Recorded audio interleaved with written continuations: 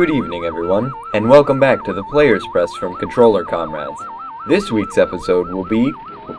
What is this? We have a new editor? Oh, you gotta be joking. What do you mean they've never done this before? Where's our old editor? In Montreal? Are you kidding me? He ran off to get free healthcare. That son of a bitch. Here's the updates.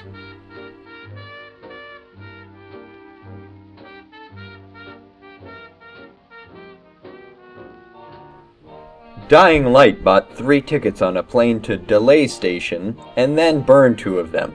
Specifically, the game is delayed for everywhere outside of the Americas, but unlike other delays that were reported on the last few weeks, Dying Light is willing to compensate for turning their homework in late by offering free DLCs to people who buy the game a month in advance. Now it's up to us consumers, the metaphorical teachers, to decide what grade Techland gets for pulling a stunt like this. For now, at least, we know that the game hasn't shared the same fate as Duke Nukem Forever. That would have given the game an automatic F-.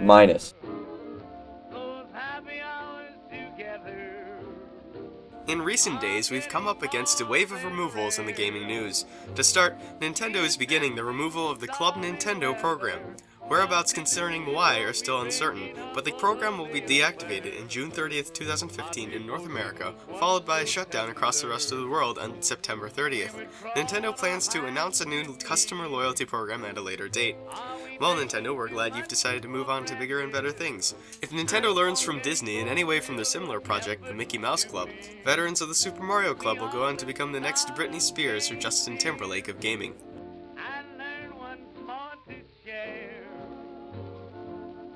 Just like almost every MMO that isn't World of Warcraft or RuneScape, Elder Scrolls Online had its subscription fee removed for the new release of Tamriel Unlimited. A bold move by Bethesda, seeing as its fanbase is still sitting on the Fallout Reddit page clicking the refresh button, and therefore will not be able to buy the game. All systems will be able to experience having less money taken from them within the coming months. March 17th for the Mac PC gamers and June 9th for the Xbox One and PS4. Sorry Wii U, you're still not a system. If this becomes a trend, maybe everyone will be able to own dragon armor and fletch arrows at Old Lummy. But even the editors over at Controller Comrades think that's too much to hope for. You still suck, RuneScape.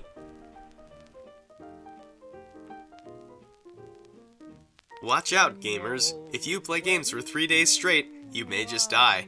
A 33-year-old man in Taiwan was found dead at an internet cafe after playing games for that allotted amount of time. This isn't the first time that it has happened, and it definitely won't be the last. You, the gamer, must learn to protect yourself in these troubling times by following these instructions.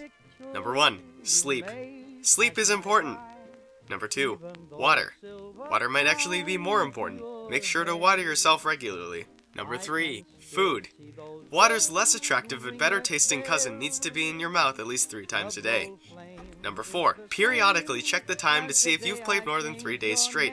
If you can't tell because you decided to check at the same time that you started, observe your surroundings.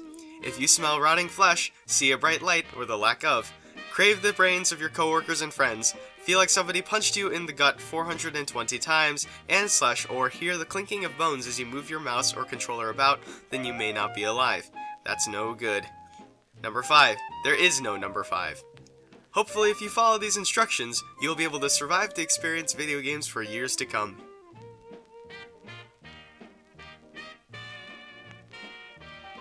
Well folks, we did it. We officially made it to the future. And no, I'm not talking about virtual reality Farmville. We're talking about holograms. No, not holographs. Put that overpriced game box away. No, we're not talking about holotapes. Nope. Fallout fanboys. Nope. Put your pants back on. Fallout 4 is not confirmed. Half-Life 3 fans, stay out of this. No, not gaming. Sorry about that, folks. Holograms are one of the numerous new things that Microsoft released in their hardware dump this past Thursday. Cortana, the popular Windows Phone helper, is coming to PCs and the Xbox One in the future to help you do things you never wanted to do, like check the weather on your Xbox. No one needs that. We don't play video games outside. The new Spartan browser, the final nail in the coffin of the Internet Explorer, will replace IE. And when I say replace, I mean reskin. But this does in fact mean that you will have a brand spanking new Master Chief icon on your desktop. Windows 10 comes free for Windows 7 and 8 and 8.1 users. Sorry Windows 9, maybe next time. The OS will be available on Apple products as long as you have partitioned your hard drive, thus making your $2,000 Facebook machine useful. This 10th window is going to be one for the history books, folks. Let's just hope it's not in the worst flops in gaming portion.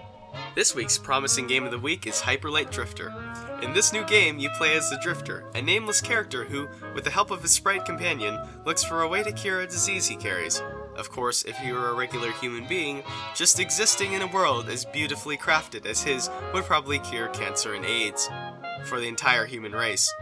The developers claim the game is mechanically similar to Legend of Zelda and Diablo, but the graphics are 16-bit, taking artistic inspiration from games like Super Brothers, Sword and Sorcery. However, from the looks of it, it's actually more akin to Bob Ross. The game will supposedly feature simple yet challenging puzzles, battles, and exploration that all RPG gamers love. Of course, if I were playing the game, I probably wouldn't even be able to move. I'd just stand still and watch the idle animations for days on end. It's too beautiful. I can't take my eyes off of it. I can't stop looking. It's burning my irises. Ah!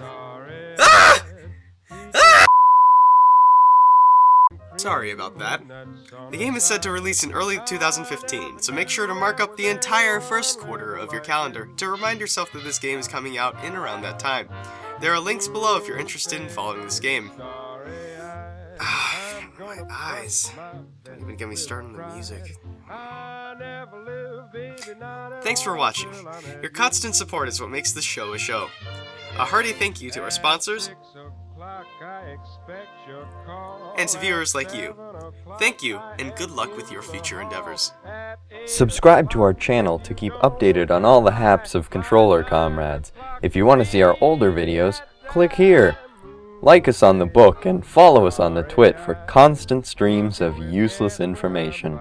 This week's bonus question: how many sandbox survival games have we showed off so far in our Promising Game of the Week segment? This concludes our show. So long, and until next week.